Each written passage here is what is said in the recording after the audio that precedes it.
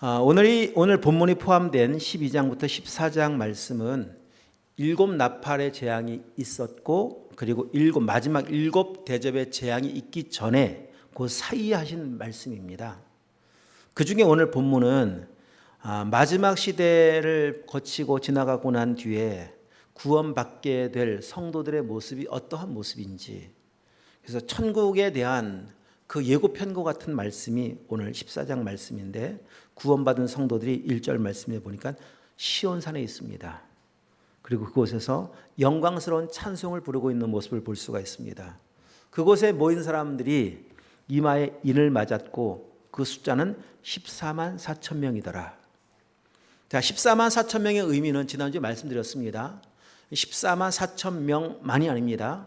14만 4천 명이라고 하는 것은 구원받은 모든 사람들, 은혜 받은 모든 사람들, 그리고 이 땅에 사명으로 살아가는 모든 사람들을 의미하며, 또 구원이라고 하는 것은 참 공평한 은혜로 구원을 받았음을 알려주는 숫자, 그리고 구원 이후에 구원받은 성도들은 찬송하며 살아가는 것, 이 세상에서도 천국에서도 그런 의미의 내용이 14만 4천 명인 것을 말씀을 통해 알려드렸었고, 또한 이마에 인을 맞았는데 그 인의 내용을 보니까, 그 이름 적힌 모습을 보니까 1절 말씀과 같이 이마에는 어린 양의 이름과 그 아버지의 이름을 쓴 것이 있더라.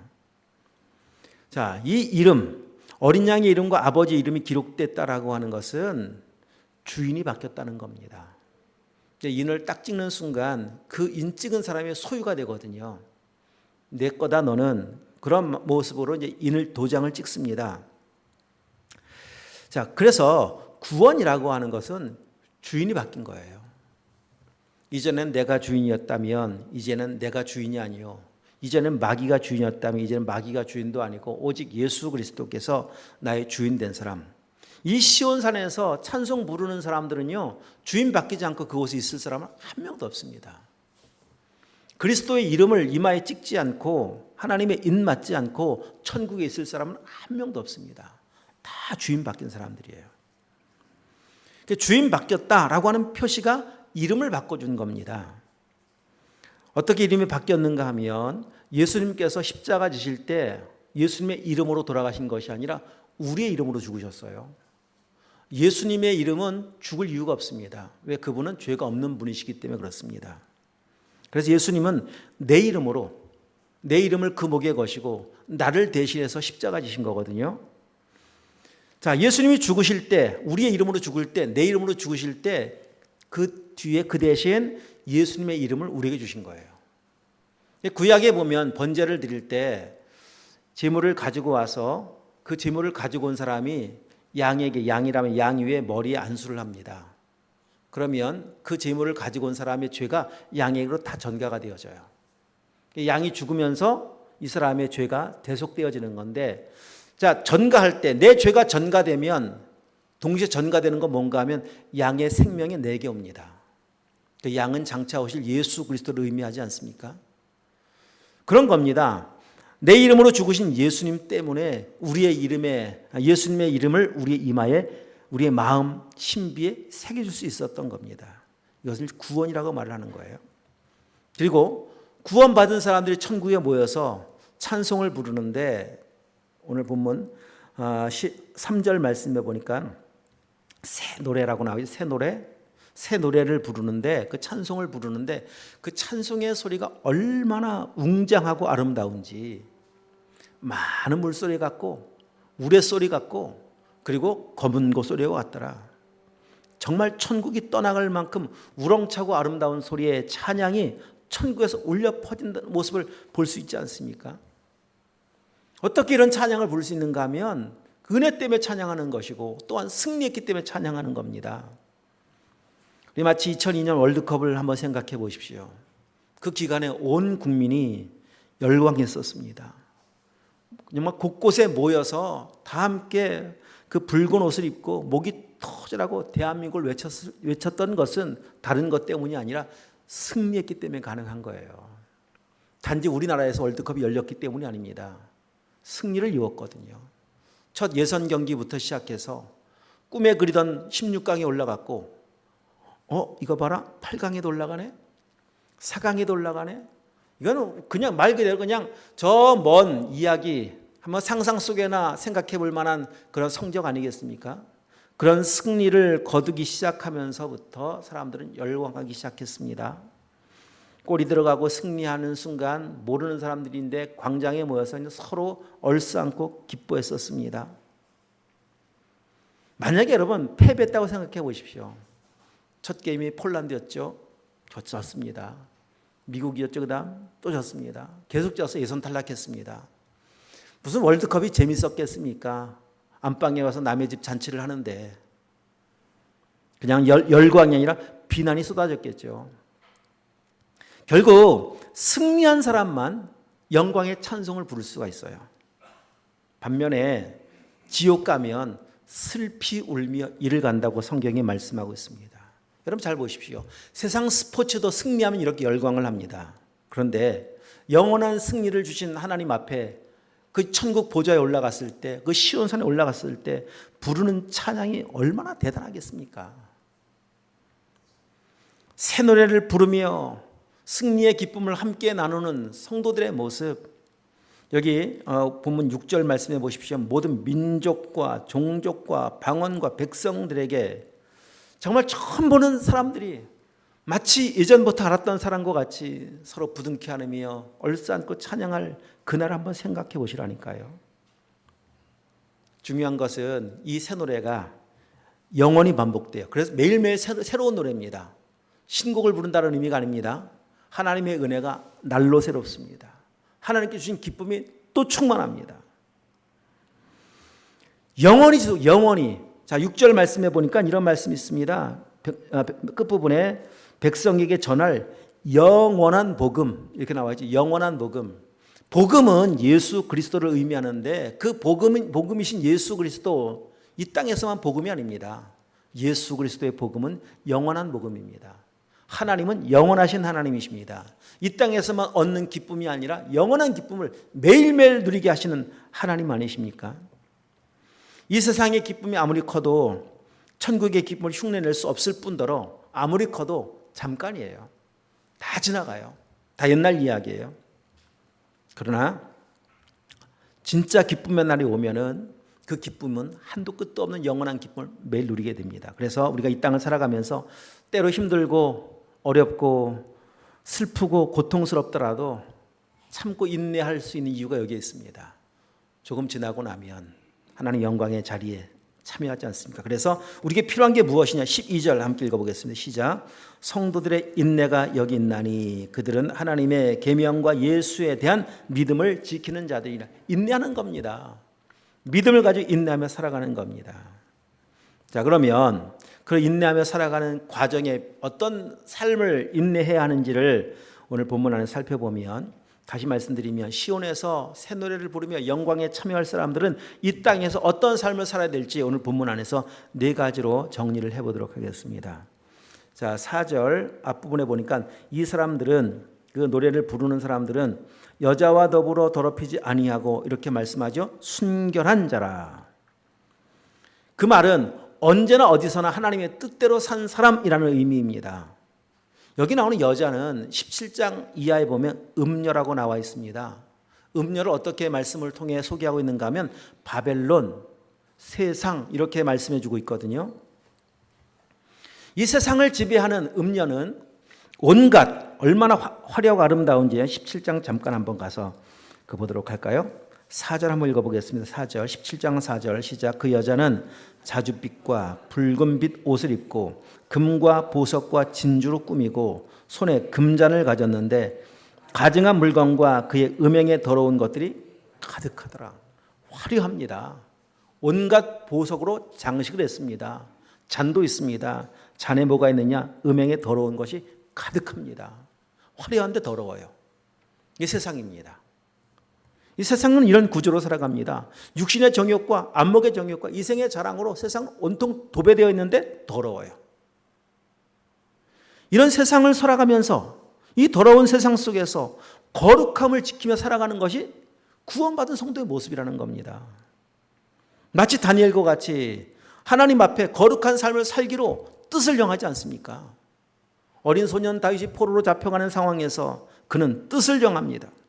다니엘 1장 8절 9절 다니엘은 뜻을 정하여 왕의 음식과 그가 마시는 포도주로 자신을 더럽히지 않겠습니다.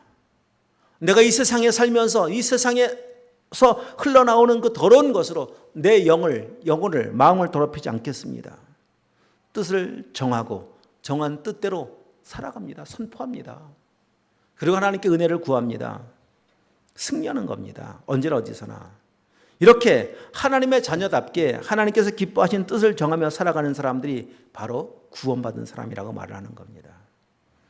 그럼 어떤 뜻을 정하셨나요? 오늘 다시 한번 뜻을 정해야 할 것은 이 세상에서 거룩하게 살기로 뜻을 정하셔야 합니다.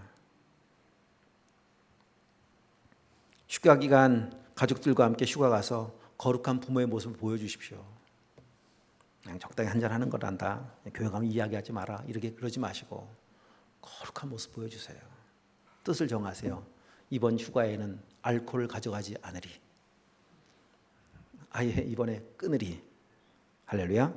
자, 두 번째 4절 말씀 그 다음에 보니까 어린 양이 어디로 인도하든지 따라가는 자며 이렇게 말씀하고 계시죠. 그 말은 언제나 어디서나 하나님의 주권을 인정하며 살아가는 사람이라는 의미입니다. 어디로 인도하든지 따라간다. 어디로 인도하시는 분, 인도하시는 그분 따라가겠다는 겁니다. 거기가 어디든 아골골짝 빈들이라도 인도하시는 분, 주님이 인도하시는 길이라면 순종하겠다는 겁니다. 순종이라고 하는 것은요, 내 기분에 따라 하는 거 아니에요. 내 상황이 되면 하는 거 아니에요. 순종의 모델인 아브라함 어느 날 예고 없이 찾아오셔서 내 사랑하는 독자 이삭을 바쳐라. 사랑하는 독자입니다. 미워하는 여러 아들 중에 한 명이 아닙니다. 한 명밖에 없는데 사랑한다니까요. 근데 바치랍니다. 하나님, 독자 한 명밖에 없습니다. 그렇게 하나님 앞에서 그 모든 이 순종을 피하려고 변명하거나 뭐 따지지 않습니다. 그냥 아침에 일찍 일어나서 떠납니다. 이걸 순종이라고 말, 순종.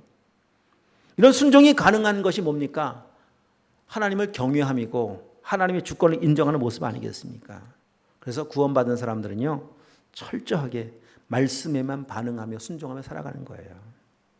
이게 승리입니다. 이런 삶을 사시길 축복합니다. 세 번째, 끝부분에 보니까 처음 익은 열매로 하나님과 어린 양에게 속한 자들 이렇게 말씀하시죠. 이 말은 언제나 어디서나 하나님이 가장 먼저예요. God first. 하나님 먼저. 하나님께서 모세를 통해서 처음 익은 열매를 드리라고 말씀하셨습니다. 그래서 초실절이 생겼습니다. 처음 열매입니다. 먹다 남은 거 아닙니다. 쓰다 남은 거 아닙니다. 처음의 것입니다. 믿음이라고 하는 것은 가장 먼저 하나님께 드리는 겁니다. 예전 시골에서 농사를 지으면서 하나님을 섬겼던 분들, 돈이 많지 않던 시대라 그분들은 정말 처음 곡식이든 열매든 수확하면 가장 먼저 교회 드렸어요. 저희 어머니도 그런 모습을 참 많이 보았습니다. 수박 하나를 열었습니다. 수박 한 덩이들 교회 갑니다. 호박 하나 열었습니다. 호박 하나 교회 갑니다. 호박 하나가 얼마 되겠어요? 생각해 보세요. 그렇죠? 근데 그 호박 하나의 값은 세상의 돈으로 환산할 수 없는 값을 하나님 받으시는 거예요. 그게 마음이거든요. 마음. 모든 것이 하나님의 은혜입니다. 이 농사를 지을 수 있었던 것은 은혜로 가능했던 일입니다. 하나님 내 인생 가장 그 은혜 베푸신 하나님 내 인생 가장 먼저입니다. 그리고 저는 정말 하나님을 사랑합니다. 무엇이 가장 인생의 먼저인지는요, 내가 내 시간 쓰는 거 보면 알 수 있고 내 돈 쓰는 거 보면 알아요. 금방 드러납니다. 기억할 것은 예수님은 나를 사랑하기에 나를 위해 이 땅에 오셔서 죽으시고 부활의 첫 열매가 되셨어요. 나 사랑하기 때문에. 정말 구원받은 사람들이라면 언제나 어디서나 하나님이 가장 먼저이길 축복합니다. 두 번째 아니에요? 가장 먼저. 하나님 위에 있는 것은 다 우상이라고 말씀하셨어요. 이렇게 사랑하며 살길 축복합니다. 자, 마지막 5절 말씀 한 번 더 다시 읽어봅니다. 그 입에 거짓말이 없고 흠이 없는 자들이더라. 그 말은 언제나 어디서나 성령 충만하다는 말입니다. 거짓이 없다라고 하는 거, 이 거짓이라고 하는 것은 사탄의 행위입니다. 거짓이 없다는 것은요, 사탄의 행위를 용납하지 않겠다는 거예요. 사탄은 거짓의 아비라고 성경이 말씀하고 있습니다. 거짓말하고 있다라고 하는 것은 어느덧 사탄의 속임수에 속아 있는 겁니다. 여러분, 왜 거짓말을 합니까? 하는 이유는요, 자신에게 돌아올 손해 피해를 줄이기 위한 거예요. 그것이 인격적인 것이 무엇이든. 여러분, 다 뭐 거짓말 안 해본 사람이 누가 있겠습니까만, 거짓말은 계획하고 하는 경우도 있지만은요, 상당수의 거짓말은요, 순간적으로 거짓말이 나와요. 나는 거짓말 하려고 한 적이 없는데도 불구하고 어떤 상황을 딱 부딪히는 순간 나도 모르게 입이 딱 말이 나왔는데 알잖아요. 아니, 아닌데. 그만큼 사람들은 자신을 보호하려고 하는 방어 시스템이 얼마나 이 내면 속에 갖춰졌는지 모릅니다. 이게 죄성입니다. 그래서 거짓이 없는 오늘 말씀과 같이 진실한 삶을 살기 위해서 필요한 게 뭔가 하면은요, 언제나 어디서나 성령의 충만함 가운데 있어야 돼요. 성령 충만하면 진실이 나와요. 손해인 거 알지만 진실을 말해요. 그걸 승리라고 말을 하는 겁니다. 자, 우리 17장 14절 말씀 한 번 더 읽어보겠습니다. 17장 14절 말씀 한 장 넘기셔서 시작. 그들이 어린 양과 더불어 싸우려니와 어린 양은 만주의 주시요 만 왕의 왕이심으로 그들을 이기실 터이요 또 그와 함께 있는 자들 곧 부르심을 받고 택하심을 받은 진실한 자들도 이기리로다. 택하심을 받은 사람, 진실한 자들은 이긴다고 말씀하십니다. 진실함이 승리라니까요. 진실함. 아무리 승리하는 것처럼 보였어도 그 과정이 거짓이면 그건 승리가 아닙니다. 그건 패배입니다. 자, 이 삶을 가능하게 하는 것이 무엇이냐? 복음입니다. 우리의 힘으로는 이런 승리의 삶 살 수가 없습니다. 우리는 진실함으로 살 수 있는 능력이 없어요. 하나님 먼저 할 수가 없어요. 우선순위를 하나님께 둘 수도 없고요. 하나님 말씀 따라 살 능력도 없어요. 우리는 이 세상 속에 그냥 심취해서 세상에 빠져 살 수밖에 없는 것이 연약함인데 우리 안에 오신 예수 그리스도, 복음은 살게 만들어요. 그래서 복음은 능력입니다. 모든 믿는 자들을 구원하신 능력이 바로 복음 속에 있습니다. 이 믿음으로 살아가는 여정의 삶은 참 만만치 않을 수 있습니다. 몸은 참 많이 피곤할 수 있습니다만 살아보면 이렇게 살아가는 것이 편합니다. 무슨 말인지 아시죠? 편하다는 것은 몸이 편하다는 말 아니에요. 마음이 편해요. 손해보는 게 마음이 편해요. 그게 바로 하나님께서 부어준 은혜입니다. 은혜. 그래서 찬송하는 겁니다. 그 은혜 때문에 승리의 기쁨으로 살게 하시는 하나님 때문에 이 땅에서도 찬양하는 거예요. 천국만 찬양하는 거 아니라고 말씀드렸습니다. 이 땅에서도.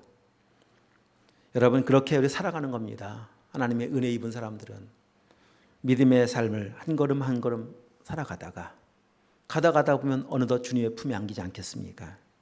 그날에는, 주님의 품에 안기는 그날에는 이 영광스러운 찬양의 반열에 내가 있다.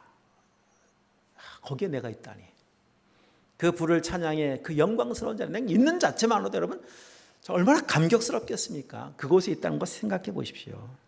여러분, 그날을 바라보시면서 이 땅을 살아가는 동안 구원하신 하나님의 은혜를 기억하면서 주님 말씀 따라서 거룩한 사람으로, 주님 먼저, 항상 주님 우선으로, 그리고 진실함으로 승리하는 은혜가 있기를 주님을 축복합니다. 기도하시겠습니다. 하나님 아버지 감사합니다.